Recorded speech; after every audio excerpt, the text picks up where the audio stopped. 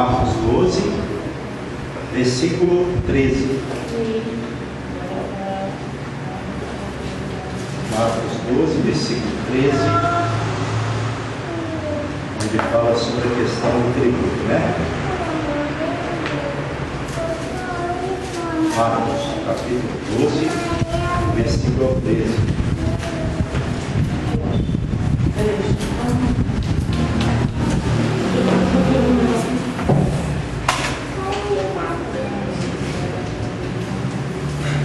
Então, Marcos 12, versículo 13, onde fala, minha Bíblia, na sua Bíblia também deve estar, às vezes, normalmente nas Bíblias, né, tem por título a questão do tributo. Marcos 12, verso 13, diz assim: enviaram-lhe alguns dos fariseus e dos herodianos para que o apanhassem alguma palavra. Chegando, disseram-lhe: mestre, sabemos que é verdadeiro e não te importas com quem quer que seja, porque não olhas a aparência dos homens, antes, segundo a verdade, ensinas o caminho de Deus. É lícito pagar tributo a César ou não? Devemos ou não devemos pagar? Mas Jesus, percebendo-lhes a hipocrisia, respondeu: por que me experimentais? Trazei-me um denário para que eu o veja. E eles lhe o trouxeram. Perguntou-lhes: de quem é esta efígie e inscrição? Responderam: de César. Disse-lhes então Jesus: dá a César o que é de César e a Deus o que é de Deus. E muito se admiraram dele. Então nós conhecemos essa passagem onde fala sobre o quê? Tributo. Onde fala sobre tributo. E esses homens, como está aqui, e enviaram a Jesus, né, alguns dos fariseus e dos herodianos, que eram dois partidos, né?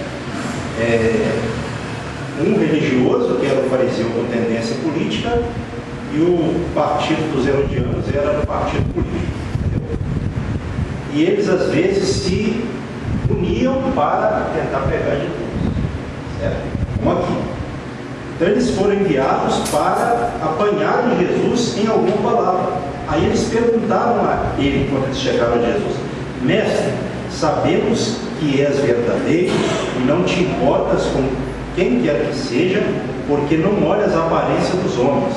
Antes, segundo a verdade, ensinas o caminho de Deus. Bom, até aqui eles falaram o quê? Certo. Eles não falaram nada. Mas qual era a estratégia deles? Nós vamos chegar lá e vamos, assim, elevar a moral dele, né? Nós vamos, né, mexer com o psicológico dele, para que depois nós apanhemos ele na nossa armadilha, na nossa palavra, né? Então, primeiro, normalmente, o que acontece? E se você analisar, isso vem acontecendo ao longo do desenvolvimento da raça humana. Normalmente, quando uma pessoa ela quer enganar a outra, primeiramente ela chega elogiando. É uma estratégia, não é? Eu vou elogiar ele para ele se sentir bem. Depois eu lanço, não é? Uma pedra de tropeço. Exatamente, a pedra de tropeço. Né? Aí veio a pergunta, logo na sequência do elogio: é lícito pagar tributo a César ou não? Devemos ou não devemos pagar? Aí Jesus perguntou para eles. Jesus disse a eles, né? Percebendo-lhes a hipocrisia, verso 15, respondeu, não perguntou, respondeu, né? Por que me experimentais? Agora que ele perguntou. Primeiro ele falou sobre a hipocrisia, né? Ele, percebendo a hipocrisia deles, respondeu. Aí ele respondeu já perguntando, né? Melhor dizendo: por que me experimentais? Trazei-me um denário para que eu veja. E eles trouxeram o denário a Jesus. E Jesus perguntou: de quem é esta efígie, né? Imagem, inscrição? Respondendo: de César. Aí Jesus disse a todos ali: disse-lhes a eles, né? Dai a César o que é de César e a Deus o que é de Deus. E muitos se admiraram dele. Então, muitas vezes, a pessoa ela quer atacar, ela é enviada pelo diabo, como esses homens foram enviados pelo diabo, né? Porque diz aqui no princípio do versículo 13 do texto: e enviaram-lhe alguns dos fariseus. Esses homens foram enviados. Mas quem estava por trás disso aí? Quem estava por trás de toda tentativa de pegar Jesus, de tirar Jesus da missão dele para a qual Deus o enviou? O próprio Satanás. Por isso que eu falei, esses homens foram enviados pelo diabo. Nesse sentido, né? Então, Jesus respondeu de forma sábia. Ele mandou que trouxesse a ele uma moeda, e estava a imagem de César na moeda. E ele perguntou e eles disseram, quando ele perguntou de que é essa imagem de César, então ele disse: dai a César o que é de César e a Deus o que é de Deus. Então, com isso, porque eles queriam que Jesus dissesse que não era lícito pagar tributo a César, para levar, e ele já fez dali. Exatamente, não para levar para César. Ó, Jesus está promovendo insurreição contra você. Olha só, a primeira palavra, eles levantaram ele, tentaram fazer essa com ele, né? Mas às vezes atrás de um grande elogio está uma grande armadilha. Mas por isso que Jesus disse, né? Por que me experimentais? Jesus sabia que eles estavam experimentando e testando ele. Então aqui eu vejo que uma manifestação de Jesus, o Deus Filho. Jesus, ele, creio eu, a Bíblia não fala, mas eu creio que ele sondou o que estava na mente deles.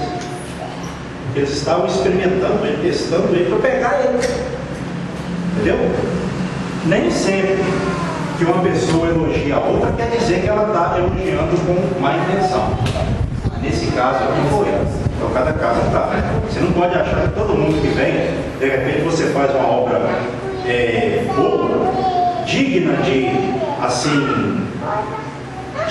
de ser observada ou até admirada, e alguém vai chegar perto de você e falar: ô irmão, que obra boa que você fez, que Deus continue te abençoando e tal. Então isso é de Deus, porque a Bíblia fala sobre o louvor com o qual as outras pessoas nos louvam. O que é esse louvor? A palavra louvor ali não é louvar como se louva a Deus, é elogiar. A palavra louvor tem vários significados. A Bíblia não fala lá em Provérbios, capítulo último de Provérbios, 31, né? Que fala da mulher virtuosa, que essa mulher será louvada. Está lá a palavra louvada, não é louvada por Deus, é elogiada. Então uma palavra vai ter vários significados. Entendeu? Então quando a Bíblia fala assim, fulano foi louvado, mas não é como se louva a Deus. Ele foi elogiado por um ato que ele fez. Então a gente tem que saber separar uma coisa da outra, para não achar que tudo é demônio e que, né, o fulano está querendo pegar. Quando esmola demais, só desconfia, está puxando o saco para saber que está querendo alguma coisa. Nem sempre, tem que analisar, né? Então, Jesus, ele respondeu de modo que eles não tiveram como apanhá-lo em nenhuma palavra, porque ele falou e as pessoas ficaram admiradas de ver a forma de como ele falou, e não houve insurreição nem nada. Mas uma coisa a gente aprende aqui: o quê? Que nós devemos pagar as nossas dívidas ao Estado. Para nós hoje, César aqui era o quê? Era uma representatividade do tributo, do imposto que se cobrava. Então a gente tem, por exemplo, você não paga água, você não paga luz. Então, isso é algo que nós pagamos já, né? E outras coisas mais que nós pagamos. Quer dizer, já se paga para o Estado, para o governo. Por exemplo, se a gente ficar sem pagar as contas, o que vai acontecer? Nosso nome vai ficar sujo, o pessoal vai falar e vai dar uma confusão. E às vezes vai demorar depois para até limpar. Então, isso é um fato. A Bíblia não é contra. Jesus aqui, ele disse, de acordo com o que ele disse, a Bíblia é a favor de que nós paguemos os nossos impostos. Bom, agora, devemos também dar para Deus o que é digno de Deus. Então, dê para César o que é dele, para o governo, para o Estado o que é do Estado, e para Deus o que é de Deus. Então, Jesus não foi a favor de uma coisa nem contra a outra. Ele foi sensato na sua resposta e justo. Porque tem uma parte de Deus. Se não tivesse, ele não tinha falado. Dai a Deus o que é de Deus. Então, Deus tem a sua parte. Tem? A gente deve dar para cada um o que é digno de cada um. Estava vendo também que, né, meu irmão, que ele não pôs até, ele não, tipo assim, falou assim, olha, é 1, é 10, é 1000, 100 mil. Ele não estipulou nenhum que eu falou ali. Por isso que é bom complementar com aquela passagem que ele fala assim, que cada um contribua a Deus segundo uma coisa de seu coração. A Deus o que é de Deus, o que é de Deus. Exatamente. E é importante também, o irmão colocou ali, você vai contribuir segundo você propõe no seu coração. Exatamente, com alegria. Né? Então, você é orientado pela Bíblia a ter um propósito para com Deus que é digno de Deus. E aí, o que é digno de Deus? A sua mente vai responder para você. O que Deus merece? Você que vai analisar isso. De acordo com o que você sabe da Bíblia, as orientações da Bíblia, aí você que vai analisar. Essa parte aqui, eu creio que é de Deus.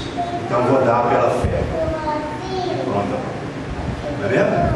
Bem, vamos orar pela oferta, porque as horas já se vão. Pai, te agradecemos por cada irmão que tem contribuído, nos ajudado para com a obra. Meu Deus e meu Pai, que o Senhor continue prosperando, abençoando a cada irmão, não deixando faltar para cada um, meu Pai, o que é necessário, e que a tua prosperidade, a tua bênção, meu Pai, a bênção do Senhor esteja sobre a vida de cada um da igreja, não faltando para ninguém, meu Pai. Assim eu oro e os abençoo em nome de Jesus. Amém.